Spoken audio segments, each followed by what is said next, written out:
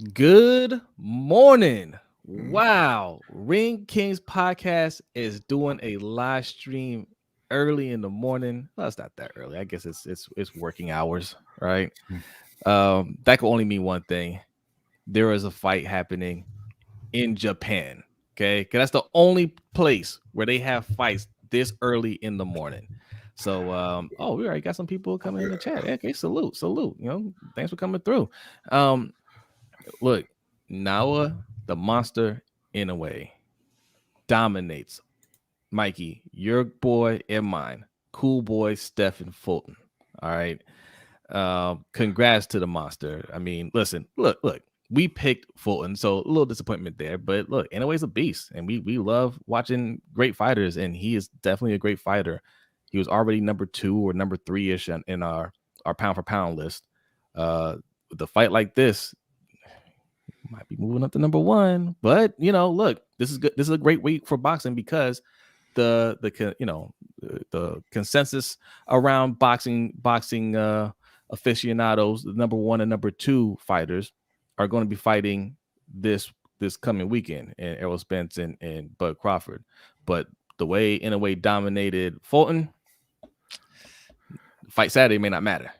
I don't know. Yeah, and you said it's a great time for boxing. You got, like I said, Inoue and Fulton obviously this morning, Spence and Crawford on Saturday, and those are just to get you warmed up for Jake Paul and Nate Diaz August 5th. The main event is yet to come. That's the main joint, right? Yeah, look. Let me first, live on Ring Kings podcast. Let me first apologize to B. I thought he was. Now, when I say this, B doesn't do any of this, but I thought he was high or drunk. Okay. When he said Cool Boy Steph is going to get knocked out, and I was like, nah, and it happened. But look, man, in a way, he's a beast. Now, we never took that from him, but as we were saying backstage, it was a bit shocking to see it play out the way that it did. Now, for those of you who are casual fans, and we welcome that, you might not know who either fighter is, but you probably have heard of Inoue. You might not have heard of Cool Boy Steph, right?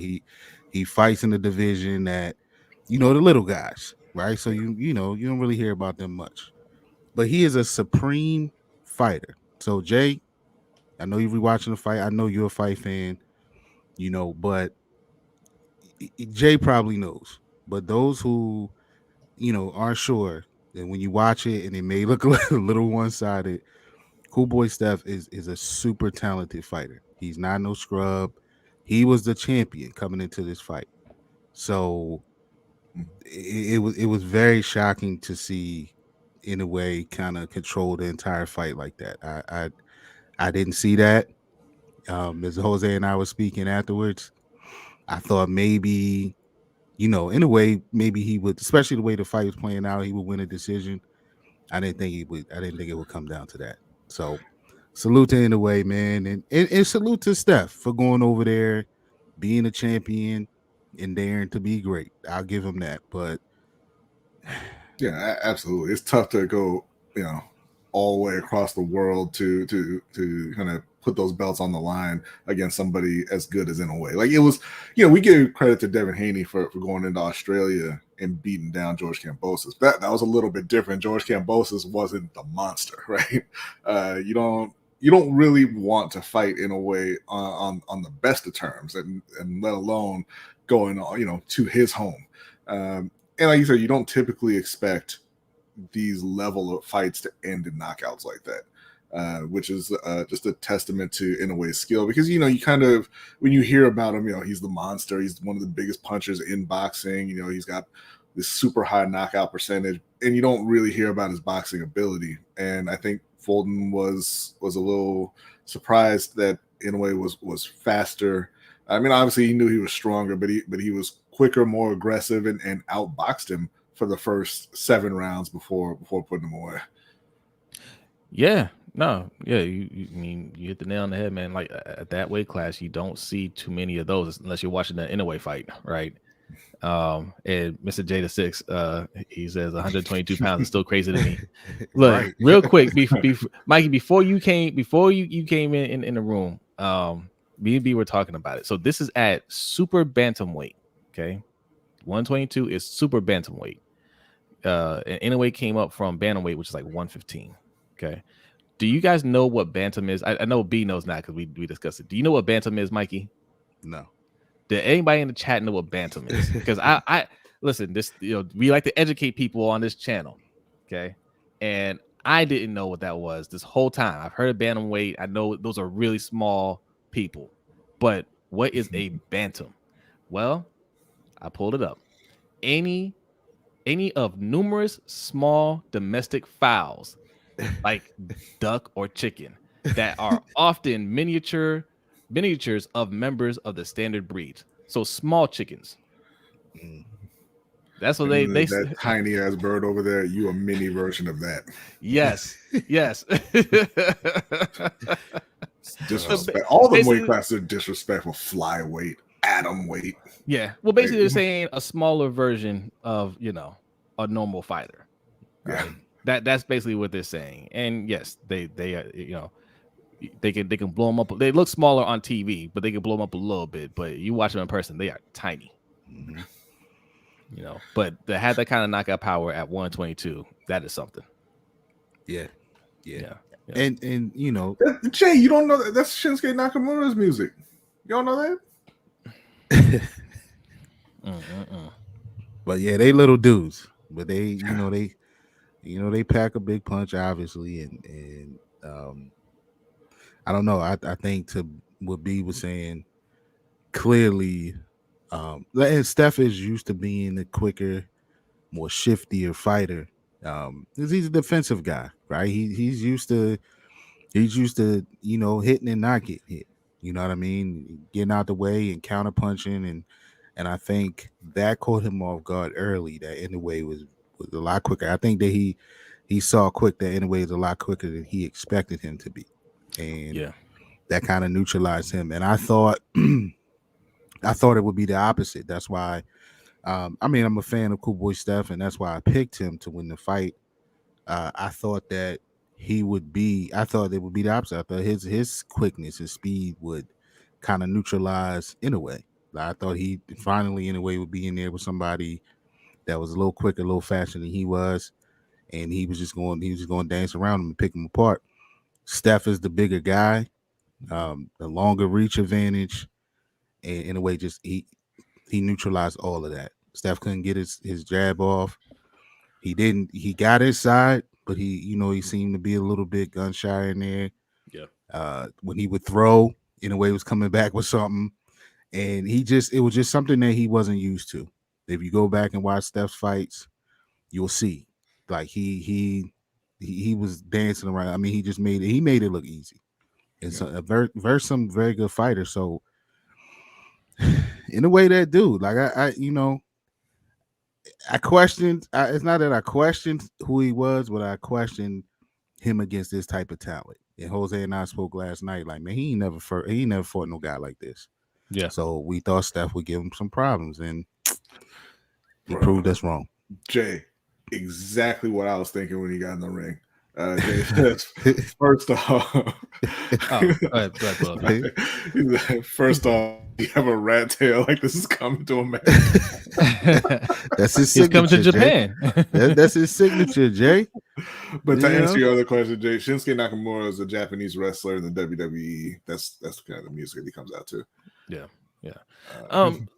Look, me and B were kind of going back and forth on this before we went on stream. Probably should have stayed before stream. But when you're in a fight like this, especially, I mean, Steph, he knows this. He's a champion, right? I understand you're fighting somebody with that kind of power. You want to avoid that. If you want to avoid, if you're going to play the keep away game, because that's what you're trying to do, right? You have to out jab him, right? You're going to have to throw your jab more. You have the longer reach advantage. Everything that Inoue was doing is what Fulton should have been doing. Throw your jab, to keep him off of you. Go to the body, jab to the body. That, especially somebody like that wants to keep coming forward. You throw to the body, that will slow them down over time, right? Because I don't care what fighter you are, I don't care how tough you are. You get hit with enough body shots, that accumulates. That will slow you down. That may not always stop you, but that will slow you down. But he didn't do any of it. He was just kind of playing keep away. And the times where he did land some clean shots, he didn't want to fall through. And again, I get it. You're fighting somebody like that. You don't want to get caught, but you're going to get hit. It's a boxing match. He's highly skilled. You got to go for it sometimes. You got to say, all right, I hit him here. Or he's coming at me. He got me in the corner. We're going to have to, I'm going to have to bang with him for a second, to let him know that this is going to be a tough fight, but he was just playing keep away. He lost a lot of early rounds. He seemed like, I told B, I was like, man, he seemed comfortable losing those rounds. Like I'm thinking, well, maybe he's going to turn it up in the second half, right? But no, he just had nothing for him. Yeah, and I don't think that it was that he was comfortable, and I don't think that necessarily he came in wanting to play keep away, like you're saying, like stay on the outside. I think that what happened is he got in the ring and he found out, okay, he's like, yeah, Inoue's stronger. Everybody knows Inoue is one of the hardest punchers in boxing, but I'm faster. And he got in the ring and he found out he wasn't. And he has a longer reach. And ideally, you want to out jab him and keep him away, but you got to be able to hit him, and he couldn't. He landed under 20% of his punches, and fewer than 7 punches around. Like he couldn't hit him. Yeah, no, I hear you. Look, there may not have been anything he can do. I don't know. I just feel like you get to that level, some fighters know how to adjust. Clinch him a little bit more or something. You know what I'm saying? Yeah, smother him, try to take him off his game. You gotta remember too, like in a way, he has that kind of sudden power, right? Yes. Yes. I mean, he was hitting Fulton throughout the fight. He landed some good shots, but Fulton was blocking a lot of them, at least at the very least partially. Yes. And then he landed that one shot, and it was over. And that's something that's going to be in your head the entire time through the fight, like because you can't just say, hey, I'm gonna trade with him, because you don't know which shot is gonna put you down like that. Right. Hey, shout out to Sadiq. He said, I saw a comment say, in a way, he gave Fulton the fade his barber should have gave him. That's not nice. Hey, thanks for coming through, Sadiq. Come on, Sadiq. That he was in Japan. He ain't take his barber with him, man. Thanks for coming through. He said, that's a bad man. Yes, he is. Yes, he is. But look, early on, I think early on is a time to set the tone, right? When in a way, like when he's taking the punch, he's partially blocking them. Like he took a couple shots early on, and then Fairley shaking his head. No, that's when you need to return fire, right? Because that's setting the tone mentally in Inoue's head. Like, oh well, okay, I moved up in weight. When fighters move up in weight, sometimes they lose a little power. Like they're not knocking out the heavier fighters, because they're naturally bigger. That would have been the time to kind of set the tone that this ain't gonna work over here. Right. Whether it does or doesn't, early on, he's going to hit you. You're ready for it. You return, and maybe, I'm not saying it's going to work, but maybe it makes Inoue think a little bit. All right, maybe I can't win this way. Maybe I can't just go forward like I normally do. This is a bigger opponent. He's bringing a little smoke too. I won't charge as much, but Fulton didn't give him any kind of looks, like anything. Well, to be fair to Fulton, like the first couple of rounds, he did just kind of sit back, and he was trying to counterpunch a little bit and fight off the back foot, and it wasn't working at all, obviously. And he did come forward, in starting like the third, fourth round, he did come forward a bit, and it just made Inoue more aggressive. Yes. Yeah. He said, I don't know what I'm gonna do. Yeah. And, coach. Yeah, he got about 4 good punches in. Yeah. And I think also too, in the fights that I've watched of Fulton, like I've never seen him, with a bloody nose, for example, like he had tonight. And I think, or this morning, I should say. And I think that may have shook him a little bit. You know what I mean? Like, those type of things, man. When you haven't been in those type of murky waters like that, it kind of shakes you a little bit. And I think that's what we saw this morning. Rico makes a good point. He in a way kept going to the body, man, and he think he touched him up there a few times, and he dropped his hands a little bit.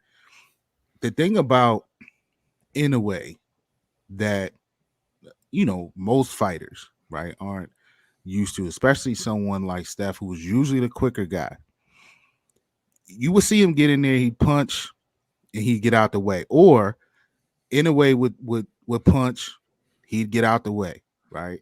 But Inoue doesn't stop. Like a lot of guys, when another boxer gets out the way, they reset, whatever. But Inoue is like, he's not conventional in that standpoint where he's going to sit there and reset. You move, he's going to still attack. And a lot of times he would do that little jumping right hand punch or whatever as Steph was jumping out the way. And, he got caught a couple times there. I think that's what caught him to where his nose was bleeding. Because he moved out the way, thought that Inoue was going to sit there and reset, and Inoue kept coming. So you saw that part where he chased him around, throwing a 4 or 5 punch combination. And while Paul was trying to not run, but trying to get some distance. And so I'm sure Steph wasn't used to that. Like, all right, damn, dude, like you. Yeah, that's what I'm saying. Like those are take those a break are times, yourself, like bro. 8 in the morning, bro. Calm down. Yeah, like those. But I'm saying those are times where he's got to be willing to say, okay, like he really coming at me. I gotta return fire here, so he knows. All right, you keep doing that, you're gonna walk into something. Pick and choose your battles a little bit, but like he didn't give up. He didn't give him anything. He didn't. He like one round, like he hit him with a clean shot, and he didn't want to follow through. That 2 punch combination in the 7th. Yeah, but he should. But right there, in a way, slow down a little bit. But he should have. That's what he should have really went at him to let him know, like, I can bang too. Well, I think you see sometimes with fighters, they get in there and like they know, hey, I can't take this guy's punch. Like I can't trade with him. I'll get knocked out. And they say, well, I'll box and we'll get out of here and lose a decision. Yeah. Obviously, it didn't go that way for Fulton today, but I mean, if you feel Inoue's power and you're like, I can't really take that. Absolutely, that's gonna stop you from jumping in. Yeah. Obviously, look, we're criticizing from afar, right? Like, I mean, Fulton knows what he's doing in that ring, but just for what we see, that's just how it kind of looks. What really happened is Fulton is a very good, even a great fighter, and he got in the ring with a guy who just outclassed him, and that's not something he's ever experienced and probably experience again. Facts, because I don't think anybody else can really beat. I don't think anybody else will beat Fulton. Yeah. We talked about Akhmadaliev possibly for him next. I think he beats Akhmadaliev, right? For Inoue, he's going to fight what's his name? Marlon Tapales. Tapales might well just go ahead and hand him belts over. Like he should have brought him into the ring with him. You ever seen that video that one boxer who was protesting? And like right at the start of the bout, he just walked out the ring. He walked out the ring, that's what he needs to do. He might as well as soon as that bell rang. If you don't want to take a punch to the face, just go ahead and just walk out the ring. Like just give him the belt. I'm he don't want. He you could see it all in his face. He did not want that. He was real respectful. He had nice shoes on though, very nice shoes. But he don't want that. He don't want that problem at all. At all. Oh man. All right. So look, like we said, in a way, he's the guy. We'll see where he lands on the pound for pound list. He was already floating around at number 2, number 3. He could very well take the number 1 spot.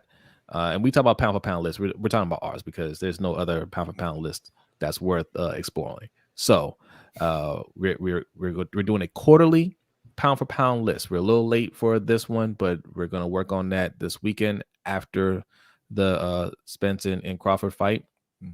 But this is typically looked at as the battle for the number 1 spot. Yeah, but like you said, Inoue has made a very, very strong case because I mean, yeah, he's 4-division champion. You know, he's got the 20-0 with 18 knockouts in title fights and all that. But to get in with a guy who we all know is as talented as Fulton is, and to make him look like he just didn't even belong in the ring speaks volumes. Right? Yes. Yeah. I mean, I think right now, look, you got to move him up to one. He got to be one right now. Yeah. Today, yeah, for sure. Now it could be short lived depending on how the fight goes this weekend. But he's going to make a strong case, no matter how the fight goes this weekend, to be, top 2. Yeah, no lower than 2. Yeah. Oh yeah. So he answered all the questions, bro. I mean, that was one of my questions for him. Is look, man, you ain't, and we saw. Was it Nonito, right? That took him, he now. You see him win every kind of fight, basically. Yeah. And Nonito, hurt him at one time, broke his orbital bone. Yeah, and so you started to question Nonito, a little older guy, started to question like, oh man, he get in there with somebody like Fulton, man, he's gonna have real problems. And I think if there is a weakness for Inoue, and it's not many, even if this is a weakness. As he gets later in the fights, he tends to tire a little bit because I mean he's not really there all the time. As you see, he got 18 knockouts, so he's not really there. So I don't know. I'm wondering if that was part of Steph's game plan, to draw him into the later rounds. But he just seemed to continuously. I mean, both he just seemed to be in great shape. He was sharp. Both fighters. He seemed to just. He ain't look like he was going nowhere near tiring. Like you said, I guess it was in the 7th B, where Steph hit him with a good punch, and it looked like he paused. He paused in a way a little bit, and like you said, Jose, he didn't attack. Fulton didn't attack there, and then when he decided to go back, Inoue came out punching again. So he's one of those guys that you gotta smother. You gotta do it with caution, and like you said, it's easier said than done for us, right?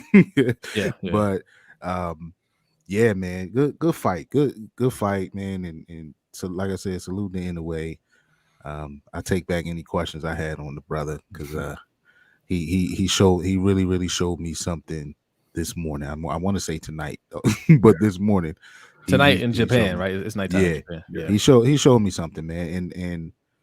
That what I mean by that, as we already said, Steph Fulton is a legit fighter. So what you see, Jay, what you're watching right now, what you see is happening to a world-class fighter. So like even before this fight, like I mean, Fulton was very close to making our pound for pound list. Like he could easily be on a top 10 pound for pound list. That's how good of a fighter is. And look, it's hard to make this top 10 list, especially our list, because it's the only legit list out there. But like you look at some of these fighters on these pound for pound lists, they got a couple L's, sometimes a few L's, and they still on the list. Yeah. Lomachenko. But so one loss to arguably number 1 or number 2 fighter in the world doesn't necessarily you don't necessarily lose points for that, right? But where does he go from here? Like I said, I think Akhmadaliev will probably be a good fight for him to kind of rebound, and then wait for Inoue to lead the division, I guess, right? The only thing that I think would stop Inoue is if he moves too high up, right? I know he had mentioned one time. I don't think he was that serious, but he had talked about I'll fight Tank. I'll fight Tank Davis. Yeah. Well, no, that's where you'll get put to sleep, right? That's too heavy of a leap. I don't think that's really possible because you're talking about jumping up another 13 pounds. Yeah, no. If he gets on that Manny Pacquiao plan. Yeah. Manny Pacquiao, he started his career around 108, 115, somewhere around there, and he was fighting at 154 at the end. Yeah, well, he was 16 when he started that. I mean, Inoue is 30. Well, he's 30 now, but I mean, I I didn't mean the youth part of Pacquiao. I'll just put it that way. Listen, he can take all the drugs he wants. He knocking out Tank. Nobody said anything about drugs. Yeah, hypothetically. No, I outside of anything extreme like that, Inoue's not losing. Yeah. And now for Cool Boy, it's all about how he rebounds, man. Like this can be one of those debilitating fights where losses anyway. For a guy like him who's used to being in the mix and not be getting beat like that. Yeah. So we'll see how he rebounds from it. I think that he will. In a way, he still holds the belts in the. No, he dropped his belts at 118. Did he drop them? Oh, okay. Yeah. Okay. So we'll see what he does, man. But the power clearly translated. All right. Yeah. Now we don't know how high he will move up. But he looks like by November he'll be undisputed. So when he reaches that, will he then say, all right, I want to move up again or what? We'll see. But he's going to be a problem in boxing for a long time. I think it's time for him to see him statewide. I think, Bob Arum, he has obviously a star on his hands, and but he to make him a household name, he's going to have to bring him over this way. Because we're the only, I was a little sick today. That's why I'm not at work right now. I don't know about you guys. Yeah, but coach is sending his well wishes. He says, I appreciate it, Coach. Appreciate it. But not many people are going to watch a fight at 8 a.m. on a Tuesday. No. So they got to figure out a way to get him over here, so he can capitalize on that, on his star power and become a household name. And that's the thing, right? Like, yes, Japan is definitely holding him down for sure, but I don't know what he plans to do. I'm not even sure. Like, what's after super bantamweight? Is that? It's super bad. It's featherweight is next. Featherweight. That's super bantam or junior featherweight. I'm not sure who's at featherweight. Yeah, just pick one. Rubisi Ramirez, who fought tonight, this morning as well. He's there. They're talking about after.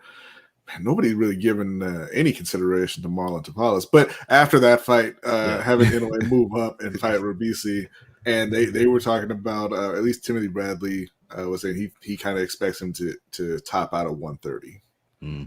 Okay, yeah. Wait, and what? So the next... possibly have a fight with Loma. What he was talking about. 130 is junior lightweight. Loma's not a junior lightweight. He's at 135, but he don't belong at 135. Yeah, as evidenced by him losing to all the top 135 guys. Yeah, he's small. 130 is where is Burchell still fighting? I haven't seen him fight since Valdez. He lost again, didn't he? Yeah, I think so. Yeah, I believe so. That's where Valdez. That if he goes over to 130, that's where he's going to start to have some problems. He's not going to have that same knockout rate. I'm not saying he can't win there. He'll have some more problems there than he has right now. But we'll see. I don't know if he goes that high. But BC would be a good fight for him too. Yeah. Good, because listen. Obviously, he looks unstoppable now, but we know it doesn't matter what fighter you are. The heavier you move up, the harder it is to knock out those fighters. And if you get into a ring with the fighter that's very skilled and you can't hurt him, that changes the game. But obviously, Inoue showed you that he's got a lot in the arsenal, right? He can just outbox you, so it may not even be a problem. But right. 130, there's skilled boxers there, and that's heavier. I'm not sure there's any boxers on his level at 130. Maybe not. Yeah.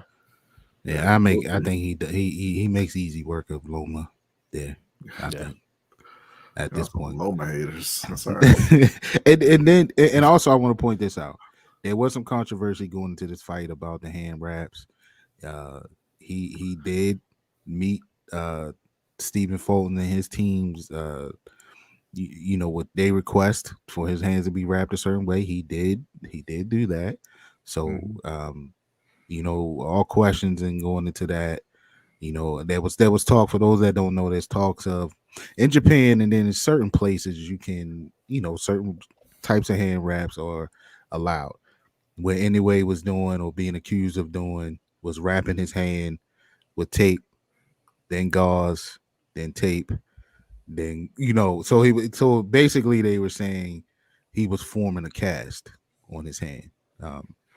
And you know, Fulton's team called that out. They said if he does that this fight, that they'll pull Fulton out. Don't know how serious that was, but nonetheless, anyway, he did meet and agree to those terms of wrapping his hands, and he still did what he did. Yeah. So yeah, great win for Inoue, man. Salute to him. You know, that was a clean ass whooping. Okay. It's hard for me to say that, man. That's my guy, man. Yeah. I had stuff winning too, but you know, look, we call it how we see it here. Okay. Yeah. You know, we don't get emotional about it. We don't make excuses. We don't start hooting and hollering and saying, "Oh, test them," and all that stuff, right? Like that comes out later, you know, whatever. But he outboxed stuff. He overpowered him. I mean, he like B said, he outclassed him. That's just what it comes down to. Yeah, because the reality is, if he hadn't knocked him out, he was probably winning 11 or 12 of those. Yes. Yeah. Like you said, I think I was with B. I think we both gave him the 7th round. But man, yeah, Steph he had nothing. Yeah, absolutely. Yeah, man. Absolutely nothing. It was crazy. Somebody that's high volume puncher, he wasn't. Mikey is hurt. I did shed one after when I seen him go. When I seen him get hurt, you know, it was like the Rocky scene. Yeah, when the corner. Towel. Yeah, it was that, man. I kind of felt that. Steph, tough guy, Philly guy, man, and y'all know Philly close to Baltimore. It's not far from here, so you know he's near and dear to me. I think he's he's a super talented guy, but it hurt to see him go down like that. You know, hurt to see him go down. Man, by the end of the year, the monster will be gone, and I think shortly after that, Fulton will be undisputed. Right. Listen. One loss doesn't define your career, right? Nah, it doesn't. You know, most people take a loss. Unless you're Ricky Hatton. Well, I mean, it can define your career if you let it. You know, it depends how mentally strong you are. So, and I think Fulton will be fine. Yeah, I think he'd be fine. You know, he took a loss to a great fighter. It's not the end of the world. When you challenge yourself, you push yourself, and you go out there and try to fight the best. You know, sometimes you might lose. You know, very few people can go out there and everybody thinks they're the best. You're supposed to think that. You got to have that level of confidence. I get it, but there's only a handful of people that can be the best of the best. Yeah, you know, and that's okay if you went out there and you tried and hey, I just couldn't do it against him, but you beat most of the other competition. Nothing wrong with that. Let me ask you, do we want to see it again eventually? No. I think so. I don't share that same sentiment, right? I think if you're a great fighter, sometimes a fighter can give you a look that you've never seen before, and you can go back to the lab and make some adjustments, and the fight can be different. If you're a great fighter, not everybody can do it. I don't know if Steph is on that level, but you know, if he goes out there and beats Akhmadaliev and you know takes on another fight, and he's like, okay, I'm ready to go back and do the fight, and Inoue is willing to give him a rematch. And I don't know if Inoue is willing to do it. You know, he's like I said, he's 30 now. He's looking to reach some goals, right? And then probably call it a career. But if he's willing to give the rematch, I wouldn't mind seeing it and see if Steph can do something differently. You know, like I said, I mean, looking at this fight, yeah, I get why B says no. Like he didn't show anything, right? But you never know. It's like it's kind of like Bivol and Canelo to me, right? Like yeah, you got beat so thoroughly. I mean, wow, I want to watch that again. yeah, I got you. Yeah, and you can't really see because he's not going to get faster. Yeah, right. He's not going to get stronger. He's not gonna improve his chin. And that's really the thing. Like Inoue was far better in several key areas. That's a good point. That's just now, like you said though, you never know what happens. Later on, a few years down the line, maybe Inoue slows down a bit or whatever it is. But as of right now, I just don't think he did anything to warrant a rematch. Yeah. I get it. He probably won't get it. He probably won't get it. And if Inoue is looking to move up anyway, it might be a moot point, right? I don't think Fulton is looking to move up. If Inoue is like, okay, I'm gonna unify these belts and then I'm gonna move up and take on Mubisi. Okay, then all right, he was here for a minute, took the belts, and then I'm gonna try to get him back. Yeah. So, yeah, clock. Yeah, nobody can beat Inoue. Not in the surrounding weight classes. Now, I think if he moves up a little too much, he might have a problem. But I don't think he's moving up that much. So, yeah, he's a monster for a reason, ladies and gentlemen. And I hope if you were up early, you're able to watch it. The fight started about 8 o'clock. Yeah, a little after 8 o'clock. So these fights that happen in Japan, they start early. That's literally the only fight that we watched because it was just too early for other fights. I think the card started at 5? 4:45. Yeah. Oh my god. Yeah, they got to do something about that. Go back to tape delay or something. Yeah, I mean, we're boxing fans, so that's why we got up to watch it. But this ain't it. He could easily have just as many. He'd have more people watching him on Saturday night. All right. I'd rather watch a fight at 8 a.m. than at 1:30 in the morning. I agree with that. Yes, I'm with you on that. I am with you on that. I would rather do that as well. I think they got to get him over here. Yeah, he fought here once, didn't he? Didn't he fight in New York? I thought he did. Didn't he beat one of the Maloney's over here? I don't know where they fought. I thought he fought here once. He might have.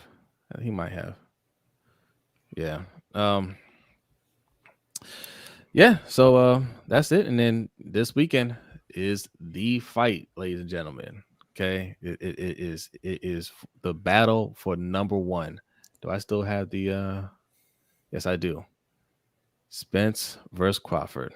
Okay, that's for all the marbles right there. Okay, that's the one that has split the boxing community per se. Okay, when you can go to these other channels and you hear a bunch of screaming and hollering and you don't know what's going on, it usually has to do with Spence and Crawford. It's usually you have the Bud Buddies and you have the what do they call the Spence crowd? I don't even know.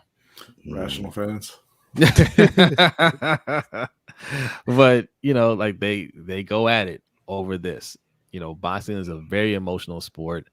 Over here we try to keep our emotions in check, right? We don't do all that yelling and everything. Everybody has an opinion, that's fine. You don't know until they get in the ring. That's just what it comes down to, right? We all out here have had different opinions on different fights, and the fights play out sometimes how we thought, sometimes not how we thought. That's the beauty of the sport. You could think until a fight gets in the ring and shows you what you can really do. So, all of us here have picked Errol Spence to win that fight, but none of us think it's going to look like that, like what we saw this morning. Right. But if it does, that will definitely change things. If it turns out to be the great fight we think it is, man, it's going to be tough. Once we put out the pound for pound list, we're going to work on that this weekend as well. Once we put out the pound for pound list, it's going to be tough, man. Numbers 1, 2, and 3. Okay, Spence, Crawford, Inoue, whatever order. That's going to be that. But those are the top 3. I don't think anybody else. Maybe Charlo. Not this round. Not this quarter. He don't have a case. But if Jamel can pull off that win against Canelo, that's going to be a tough 4 to judge, Mm-hmm.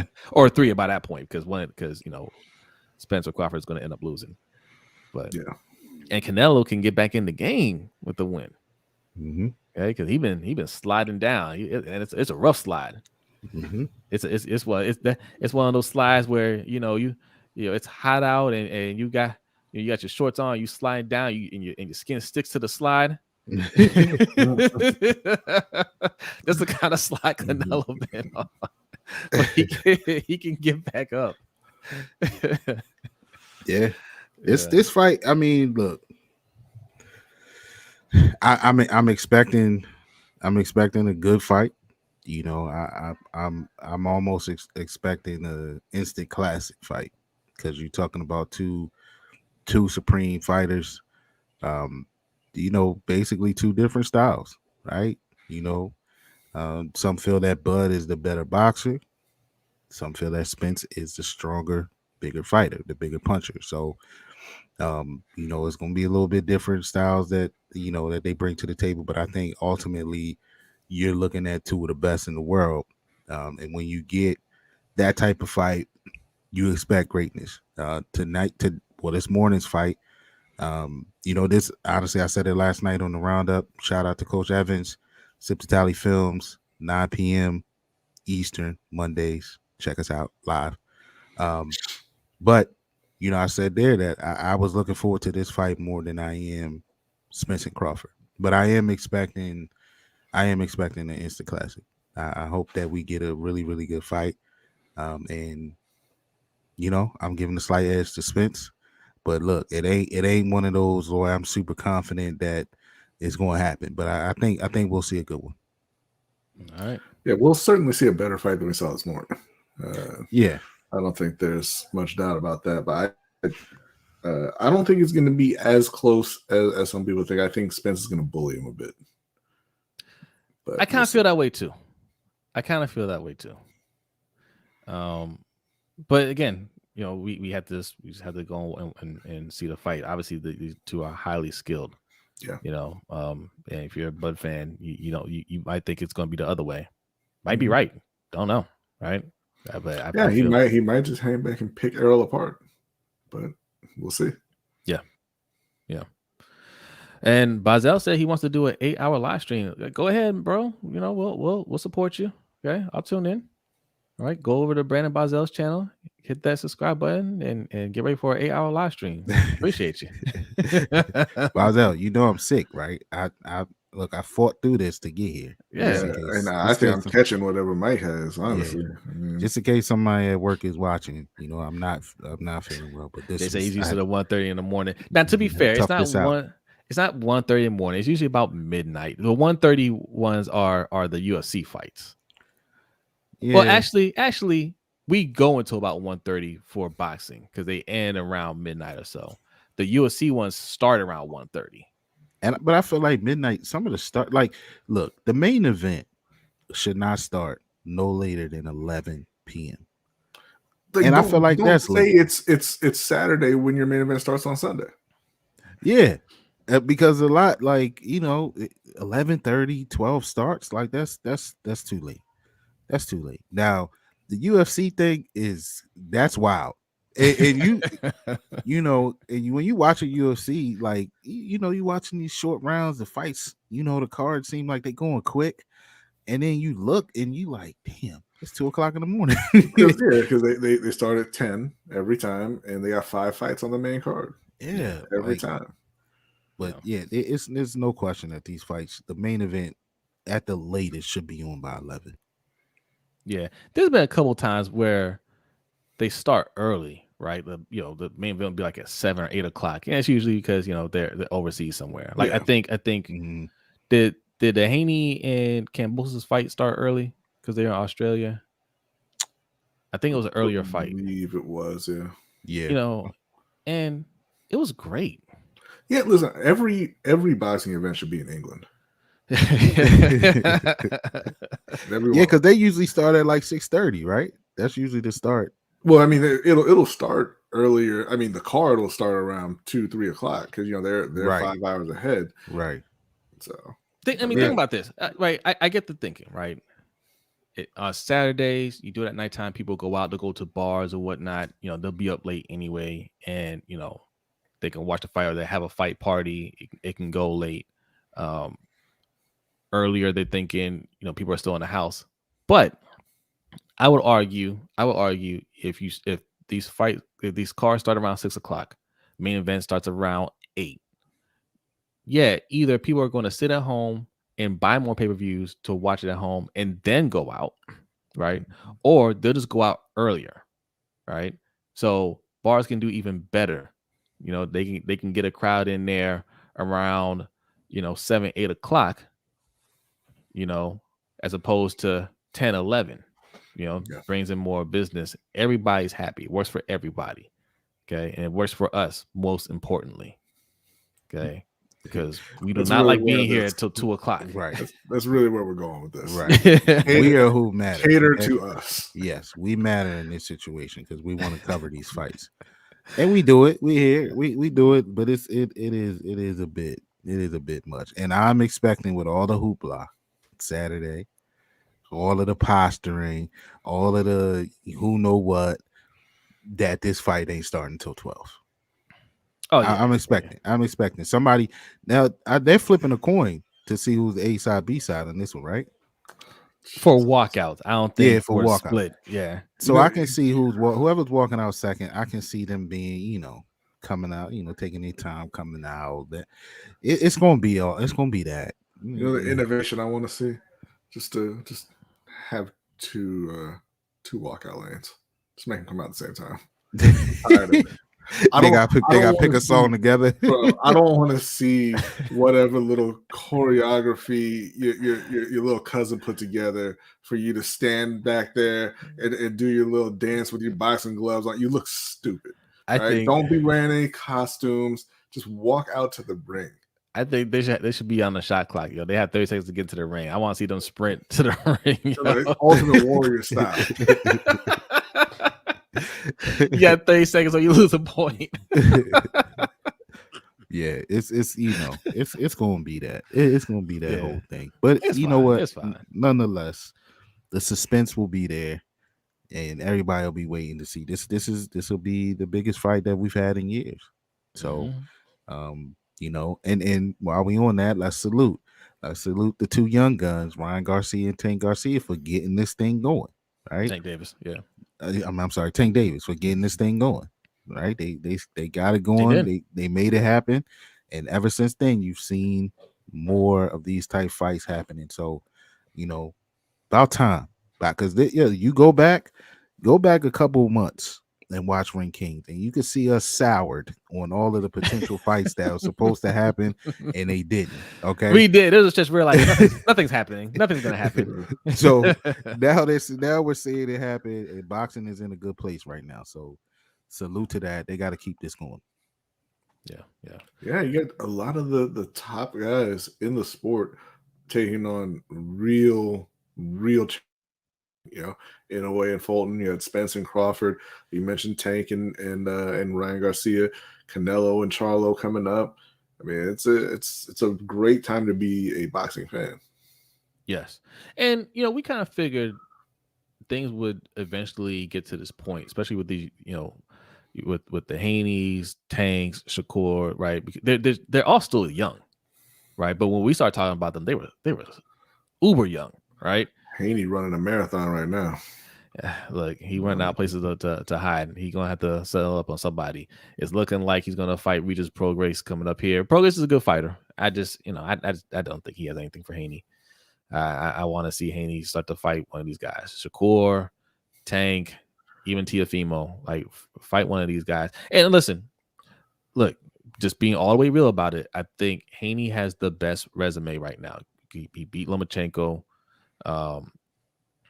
That's a huge win for him. I put Lomachenko over. I put Lomachenko over Ryan Garcia, right? And I think I don't know that I would. You think Lomachenko would beat Garcia? I think, yeah. Oh, Garcia, yeah. Now this one that's training. The one that's training with Derrick James now. I don't know. He might. I can't wait to see that one. you know. And speaking of that, now I don't want to get too far off topic, but is it me or do you feel like this move by Oscar was a little bit of shade towards Ryan Garcia? Now I don't know if y'all seen that. There's a mandatory for Rolly. I Yeah, can't think of his name. I forget his name. He's where is he from? Young cat, solid He's like fighter too. he's solid. But he already got knocked out by Josh Taylor, and he lost to Jack Catterall. I forget his name. Well, he's the mandatory for Rolly. Now we've heard Ryan Garcia recently say, "Yo, I'm gonna bring on Rolly. Let's do it." Okay. Now this kid that's the mandatory for Rolly, I can't think of his name. I think B gonna get it. He said he's not stepping aside. Now Rolly, I think Rolly came up with an injury. I don't know, some injury he's got. He got currently. So he was in talks to fight this other kid. Now this injury, right, has shelved that. Now he also said that I'm not stepping aside. I'll wait for Rolly. Then it comes out that Golden Boy signs this kid. Mm-hmm. So it's like, is this is this a little bit of gamesmanship by Oscar and his team? I mean, Ryan is technically still under his umbrella, right? O'Hara Two Tanks Davies. Two Tanks. That's right. Two Yes. Tanks. Yeah. That's yeah. Yeah. I So think I was wondering. I'm like, is that it's kind of weird that with Oscar, man, because it depends on how much he had to drink, what his mindset was, but it could be petty that or super petty. it could be petty, super petty, desperate, or What you talking about? I ain't signed him. yeah. Two Tanks. I said 2 chains. I said give me 2 chains. It could be like Mikey said, hey, I'm trolling Ryan Garcia a little bit. Or it could be, hey, I can control one of these belts, get Ryan Garcia a fight with this guy, and maybe it's for more money or under my terms completely, because the both fighters are under me. I can control the fight. I don't have to work with Heyman, Al Heyman or Mayweather. That's probably the main thing there. That's probably the main thing. He just doesn't want to deal with those guys. And if he signs this guy that's already a mandatory, the fight has to happen, and he beats Rolly, then he controls the belt. He ain't gotta deal with them. Or it could be desperation, because look, man, my champions are leaving. Okay, Ryan Garcia, I think, is he suing him now? I think he's in court, right? Or they're talking about taking him to court. Yeah, well, Oscar is threatening to sue Garcia for breach of contract right now. So listen, he might see the writing on the wall and say Garcia might be out here. All right, I done lost Canelo. I lost Rashidi. Virgil Ortiz looks like he's trying to get out of his contract. He was like, like I can't hide what's his face anymore. Munguia, right? He's like, I'm losing my champions. This guy might have a chance to get me a belt. But honestly, like, it's funny because I'm like, he's signing the one guy that Rolly could probably beat. Right. Like I don't know if he beats Rolly. So he signs this guy to try to get a belt and probably won't work out for him. That might set him over the edge. If he signs this guy hoping he can steal a belt from Al Heyman and Rolly watches this dude, that might set him over the edge. Yeah. What's going on, Mr. Galloway? Hey, salute to you, man. Make sure, listen, if you're a hip hop fan, make sure you are subscribed to Mr. Galloway. He's doing a bunch of dope episodes, interviewing a lot of indie artists, up and coming artists, whatnot. And of course, he puts out his own music, which is fire. So go subscribe to Mr. Galloway. All right. And what's going on, Christian? He's watching over on Facebook. Says Loma would beat Ryan, but it's going to be a back and forth. Yeah, I think Loma would be.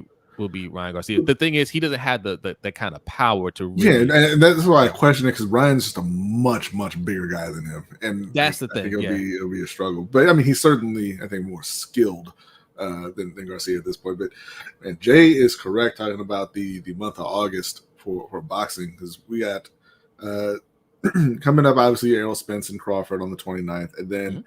I mean, Jay Paul and Diaz. But then it's Emmanuel Navarrete versus Oscar Valdez on the 12th. Anthony Joshua versus Dillian White on the 12th. Artur Beterbiev versus Callum Smith on the 19th. Usyk versus Daniel Dubois on the 26th. Jared Anderson is coming back on the 26th as well, even though he just fought. Yeah. So there's a lot coming up. Okay, so let's have a little fun for a couple minutes. Nate Diaz is going to get knocked out, ladies and gentlemen. Okay, if you Jake Paul he's not a true professional boxer. He's taken on enough fights. He's been training long enough to where I don't see this being a match. And I know Nate Diaz is known for being that guy that can take any hit. He's all grit and he's tough, and you can't just put him away. And listen, yes, in UFC that has been Nate Diaz's career. One of the toughest fighters I've ever seen, right? You think you could be wailing on him. You think you're going to put him away. He ain't going anywhere, right? But this is boxing. He doesn't know how to box.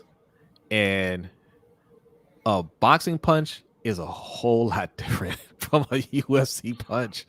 And just Jay Paul. But at least he's been in the ring training and doing this for a couple years now. I think, and he's heavier than him. Well, of course he is. He doesn't fight anybody at his own weight. I think. I don't think Nate Diaz would take any dive, right? I think I question some of the other fights, right? But this fight, Nate Diaz don't know how to box. He does not know how to box. And in boxing, you can't sit there and they're not gonna let him just sit there and take those hits and just blade his face. Like they'll stop the fight. So his strategy of, hey, I'm just gonna let you just punch yourself out and I'm just gonna sit here and just get my head knocked off, right? Because UFC doesn't stop anything. But in boxing, the ref will be like, nah, you taking too much damage. TKO. We'll see, because every single time that Jake Paul has actually been punched for real on accident, he looks like he's about to go out. This is true. I mean, we've seen it. It was particularly bad in the Anderson Silva fight. I mean, it happened with Teron Woodley too, where they landed a real punch and then they had to stop, and then they had to wait for Paul to get back on his feet. This is true. And Nate Diaz, I mean, he knows how to punch. So, yeah. As Jose calls it, boxing entertainment. So take it for that fact. It's boxing entertainment. Yeah. AKA UFC fighters retirement plan. Yeah, nice payday. I'm sure it's a very, very good nice for payday. them. Hell yeah! Look, I do respect. I respect him for that, Jake Paul, for what he's doing for those fighters. Even in boxing, I love that he got Amanda Serrano paid. She's fighting on that card as well. Great. I love that part of it. UFC fighters don't get paid enough, and this is a prime example that they don't get paid enough. And Anderson Silva, I thought, did all right for his career. I know he had some endorsements and stuff like that in Brazil, but that fight he did with Jake Paul was probably the biggest prize fight that he's had in his career. Probably same thing for Nate Diaz, and Nate Diaz has been in some big fights. Yeah, and they've already confirmed that that's the same, that Francis Ngannou is going to make more in this fight with Tyson Fury than he made his entire UFC career combined. What an embarrassment, man! Yeah, that's an embarrassment to your sport. I'm talking about UFC. That's embarrassing. Mm-hmm. That these sideshow fights with guys that are, way past their prime. I mean, completely done. To be honest, can go in there, do a little sideshow fight, and make more doing that than they have when they were at their peak, at the height of their career. And it's not that they don't have the money; they just don't want to pay the fighters. Yeah. So, all right, y'all. That's it. We're right at an hour. you know, some of us gotta go to work over there. Appreciate you coming through, B. Appreciate you joining us, man. I know you gotta go into work. You know, me and Mikey are sick still, so you know. Not feeling well. All right, look. And Christian says Francis can't stand toe to toe with Tyson. No, of course he's not. not. No, these fights are all jokes, but Yeah. they're getting that money though. He's getting that 8-figure payday. That's the important thing. Yeah. Yeah, and thank you, Jay, for hanging out with us as Dope Show. Listen, if you guys are into video games, Jay the Six is a Twitch streamer, so look him up, Jay the Six, just like it says right there. I enjoy his content because he plays the games that I like. Okay, I like games that are story driven. Play myself. Yeah, some of them I don't like to play myself. Some of them I'm a scared boy. But Jay the Six will play him, and I can just I can live vicariously through him. So you know, go follow him on Twitch. Okay, okay. We are out of here. Follow us on Twitter or X or whatever it is. Whatever. not gonna be here in a couple of weeks. Instagram and TikTok at Ring Kings Pod. Facts, Christian. Would not love to dance in the ring with an 8-figure payday. Yes. Yeah. Who would not? I get my head knocked off at 8 figures. I ain't gonna lie. Yeah. And quick shout to King. Thanks for coming through. We're about to end the stream, but let me read your comment. It says, Inoue looked like the one from Philly. He looked like the one from Philly. He did the Philly shell the whole fight. Listen, man. Yeah. Good point. You know, I think that shows you the level of skill he has. I think he looked at Steph Fulton's tape and says, "I'm gonna take it from him. You know, like that's what he does. That's what I'm gonna do. Now, and I'm gonna be better at it than him." And he was. Good point. Look, I take nothing away from Fulton, man. You know, I still think he's an excellent fighter, but the monster is on another level. Yeah. All right, that's it. Any parting words before we get out of here? We'll see y'all Saturday. Tune in. If you have not subscribed already, man, hit that subscribe button, please. We are on the road to 500, so we know y'all gonna help us get there. King, you're not a name I recognize in here. We appreciate you being here, but hit that subscribe button and that bell button, and you'll see a lot more from us. So we appreciate you checking in with us. No doubt. But yeah, man, we'll see y'all Saturday for another good fight. All right, we're gonna be here. Now we just hope that it's not 2 a.m., but we're gonna be here regardless. All right. All right. B, are you ready? Yep. He is ready. Thank you so much for hanging out with us this morning or nighttime if you're in Japan. Look, Christian says it's 10:45 p.m. where he's at. Okay, see, there you go. He's in the Philippines. All right. Yeah. Hey, thanks for coming through. All right. Appreciate you, Christian. All right. Enjoy your night, Christian. Everybody else, enjoy your day. And we will see you next time. Peace.